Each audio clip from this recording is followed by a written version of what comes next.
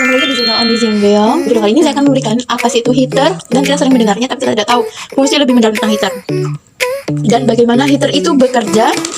Nah, mari kita bahas. Heater adalah elemen pemanas pada kulkas mode defrost yang berfungsi mencairkan bunga es atau defrost yang menempel pada evaporator. Selain itu, heater menjaga aliran udara tetap lancar, membantu proses pendinginan tetaplah optimal. Untuk cara kerja heater, saat proses defrost, timmer atau modul elektronik mengalirkan listrik ke heater. Heater memanaskan evaporator sehingga bunga es mencair, lalu air mengalir ke saluran pembuangan. Ciri-ciri heater yang rusak: evaporator tertutup bunga es yang tebal, kulkas kurang dingin, kipas evaporator terhalang es, dan proses defrost tidak berjalan lancar. Cara kerja heater saat pengetesannya.